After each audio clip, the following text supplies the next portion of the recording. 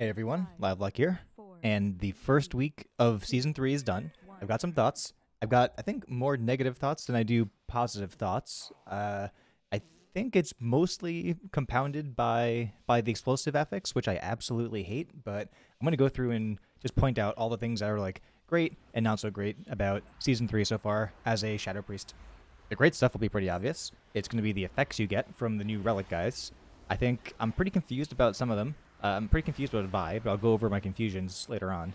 I think the benefits that I get from are just like nuts. It's like really fun to play with. I think I prefer to do all the time so far, unless you need to do like a really cool skip. But you can see I'll in this clip of Necrotic Wake, I'm basically able to just press Void Bolt like all the time. Like Void Bolt effectively has no cooldown for the 10 seconds or however long you get from effect, and that kind of cannibalizes the benefit of the haste effect. Haste lasts a lot longer, obviously, but I mean, just being able to press only Void Bolt all the time is kind of nuts. And I've tried to play Auspicious Spirits in this week just for more Tyrant damage, and just like the amount of spirits that you send out is is crazy during these windows. You can just do Blade Bolt and Devouring Plague, and you have to fit in your Mind Blast still if you have your Mindbender out, if you're doing Shadow Flame Prism, which I assume everybody is doing that right now. But so it kind of complicates things a bit, but it's kind of just nuts being able to just spam that button. And I don't have a clip of this, but the skips you can do in DOS with Woe Drifter are like really, really cool. It's just really fun being able to like zoom down the hallway and skip all the stuff that you never have to worry about getting through again.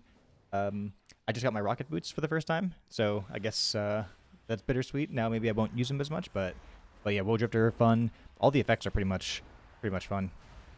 And of course, something new after like 2 years of nothing new is pretty good. I'm taking like a pretty steep DPS hit in terms of like my learning tax, because basically for me everything is new. Like I'm on a new class, it's new content, a new affix, the most horrible affix in the world to me, explosives. So I'm taking like I mean I was doing like 10k in like Necrotic Wake, pre-patch. Now I'm doing like 7k if I'm lucky. So I'm just taking like a pretty steep learning hit, but that'll resolve itself in time. So moving on to the bulk of the video, which is the things I really didn't find very enjoyable about the new FX in the first week on Shadow Priest. The number one thing about this week that I cannot stand is targeting. Is such a pain. It's so tedious. Like, so on this pack in Necrotic Wake, normally what I do, pretty much for every pack as a Shadow Priest, is I just tab target things. I throw out Vampiric Embrace, and then I land on something reasonable that I focus my funnel on. Not really my funnel, but whatever single target damage I have. Like on this pull, it would have been the big guy that shields himself. But now, every single pull has, at least this week, it has 3 extra tab targets that you shouldn't probably be dotting because they don't live very long, as well as 4 to 5 extra tab targets in the form of explosives. So, like the start of every pull is just like impossibly tedious to deal with. Like you can try and click them, but there are so many things in one spot that it's so hard to click the right thing.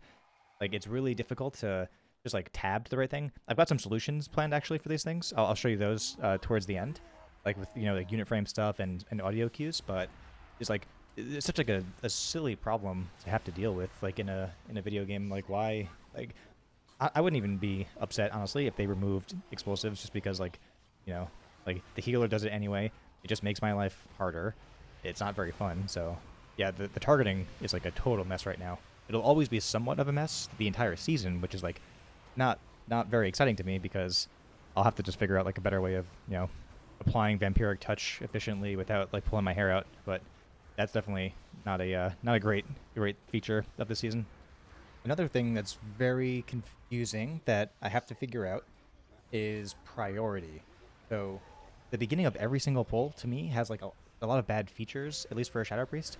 Like in this pull, there's 2 mobs. I have to tab target or click on the 2 mobs that need Vampiric Touch. I can use my cooldowns, like so here I have 1 minute like Shadow Flame Prism and Unholy Nova, but if I Unholy Nova, then because of the way Unholy Nova scales with the mob count, it'll do a little bit of damage to the relics. It will affect the relics, and it seems like they do count towards Unholy Nova in terms of like the target count. But it means that they won't be there for the entire duration of Holy Nova. So the dot damage on the mobs that actually matter won't be as high as it could have been.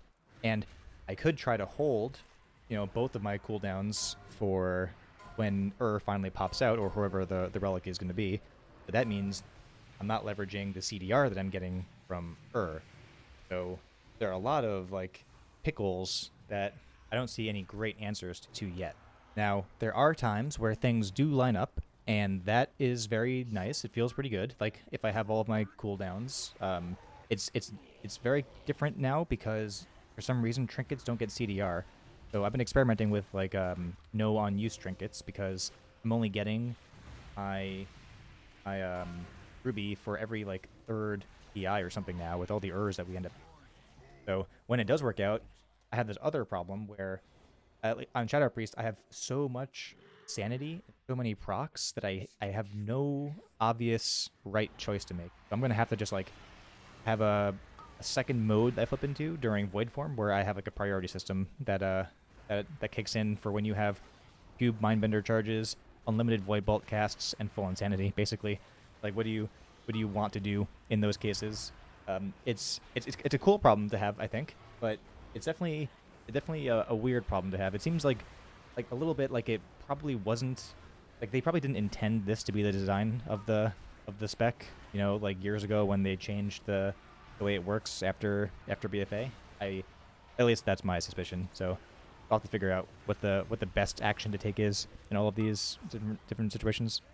And I imagine this is only going to get like 10 times worse once I get tier set, because we're going to have so many procs of Mind Blast that it's like, we're going to be infinitely capped on insanity. Like we're going to have so many globals that are competing for each other to be pressed at the same time. So I don't know, it'll be hectic. Maybe it'll be nice because we'll actually have, Void Form and Mindbender for like an entire pull. Maybe, if we can just like literally spam Mind Blasts to extend the Mindbender duration out to like 45 seconds or so. Like I had huge Void Forms. I could just press, Void Bolt on cooldown. So that was interesting. Maybe that's how it'll work out. I mean, maybe by the end of the season we'll even have like just Void Form for every pack, and it lasts every pack with the amount of procs that we have and the amount of relics that we end up going with. I do think it'll end up changing the value of Searing Nightmare, though. Like, I find that I have so much to do that I can't spare 3 globals in a row just to get out 2 Searing Nightmares, unless it's like a really, really big pull. So maybe Searing Nightmare won't be the play unless it's like DOS and you're doing like a ton of skips, so you're doing like a ton of Ardenwild. Like, that could be something I could see happening. There's also a lot of what I think are bugs, like when you wipe on a tyrannical boss, or a boss in general, or actually any pack with a relic, it seems like the relics stay around. So when you come back to that pack, you'll have the spawned relic, as well as 3 additional relics for you to deal with. So like in the Marth pull, we have the from last time, who destroyed our tank, as well as I think we spawned Vi this time, Vi Interceptor. So that's definitely, I think that's a mistake. I hope it's a mistake, because I don't want to deal with, 2 extra relic guys in the middle. And it's a little bit awkward here to deal with like relics as a Shadow Priest, because I'm not exactly sure. So if we were using Void Bolt, I would probably just send a Void Bolt onto the one that we want so that we would actually guaranteed get it. But now we don't have Void Bolt. Sorry, not Void Bolt, Void Torrent. We don't have Void Torrent. And all I can really do to these things is like Mind Blast them one time and dot them. Unless I want to send my cooldowns out, like my dog, my Mindbender, and my Unholy Nova, but then I'm going to desync my Unholy Nova, my Mindbender from my PI cycle. So it seems like maybe I won't even be a 1 minute, 2 minute class anymore. Like, I wouldn't want to send my Mindbender if I have my PI and my Void Form, because I want to use them all together, but I don't want to use all of them at the start necessarily in every pack, because of all these extra like mobs that are everywhere. So I'm not exactly sure how that will work out either.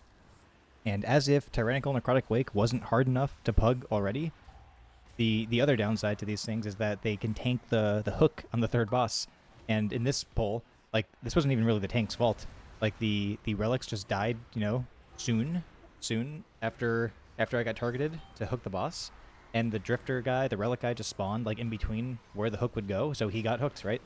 And because it's a pug, we can't coordinate a wipe, so we just carried on even though it was hopeless because the tank would be overwhelmed with too many of the A bombs.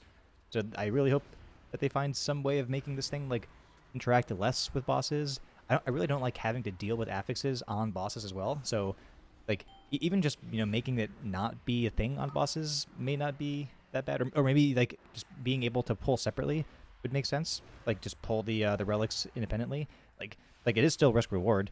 It is still like a time sink to dedicate some time to just wiping out the affix before the boss. So it would make sense, from a game design perspective. Honestly, I'm contemplating, just doing a bunch of Night Vey because, like, if the cooldowns are all messed up anyway, and Unholy Nova's value on trash packs is dramatically decreased because it always gets diluted with the relics that die prematurely, then maybe like, just getting the giant haste buff from Dreamweaver every minute or so, every less than every minute, right? Because double CDR with the dungeon and the Covenant, maybe they'll end up being better, and I'll have movement speed. So we'll have to see how good the double Lego is for like priority damage really at that point. But enough complaining about the affixes. I do have a couple of solutions in mind.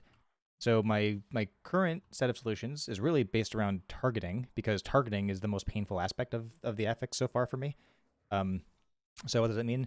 That means that I have, just a couple of simple macros that just target, the right relic and or mob by the prefix of their names. So Vi, and um, so I have my Opie wheel here at the start of everything. If I am responsible for doing like a little bit of prio damage, then I can just come in here.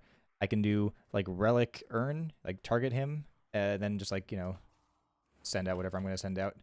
I was already used to doing this like targeting type thing with Opie because I would make my tank target things like this, especially the blue marker. I can't really do it. I'm not in a party unfortunately, but I drop blue markers as a tank all the time, so I'm already used to like doing this sort of like targeting Opie wheel type thing. Um, that's one solution. The other solution that I have in place to help me with targeting problems, is through ELVUI. ELVUI has a nameplate feature where you can select custom filters. So I created a relic one, patchwork for testing, but you just say the names of the people that you want, and then you disable their frames. So that just means that I'll never see the unit frames of the relics, and they won't clutter up my UI with like this information. Um, Speaking of needless information, the other thing that I had to do was go to enemy NPCs, go to buffs, and add to the blacklist, which is over here, the spells for the relics. So that's these things: the drifting field, quickening, acceleration field. These things. I'm not sure why there's two accelerations, but there apparently is. I got this from the Warcraft logs log that I uploaded. Um, this is just like an extra piece of clutter on every single mob pack with relics in it. It just tells you that the mobs that the relics spawn on are empowered, basically. So I don't want to see that. I can't. I get information overload very easily, right? I want to see only like what's important to me to actually see. So the last thing I did was a weak aura. So, okay, this one is a little bit complicated, but I think it will help me a lot. There's never relic weak aura. I wanted to make it so that I literally couldn't tab target onto these things, but it looks like the WoW API kind of restricts the targeting functionality, so people can't like automate the entire game away, which I get. That's fine. But what I did instead was just add a bunch of people. I should make this a little bit prettier and easier to maintain. I'll get around to that. But as an example, if we add this iron tester to it, you can hear that bite. So now I'm tab targeting to spend spam out my vampiric touch at the beginning of a pull. I do this here, bite. Okay, so then I don't need to know that, right? Just Whenever I hear a bite, I'm gonna tab target again. That's the best I can really do, I think, with the tools I have at the moment and the experience that I have. We'll see if it gets just easier. Maybe I become like a god at mouse over macros, but like there's just no way mouse over macros are gonna solve the problem because we run with the blood DK. We do like Gorfine's grasp, right? Like they're all in literally the same spot. Like I'll never be able to tab target onto like the right mob at that point. So I I hope that there is some way of just having like blacklists for things you don't want to target in your tap target cycle. Like that would be amazing, right? So this is like not a problem that you'd have anymore, but that's not where we are at the moment. But regardless, I think I'm still happy that there's a new season, and I have a lot to learn and a lot to work around for Shadow Priest in order to actually get better with him. Let alone just like I have to regain the DPS I've already lost just from like the mental tax of dealing with new mechanics. And Tazavesh, I haven't even touched Tazavesh yet. Well, I did one Tazavesh, and it was like it was terrible. But I'm chalking it up to like too many new stuff at once. I'll take it slow for a little bit. But yeah, I'll keep everyone updated on my experiments here. Good luck and have fun.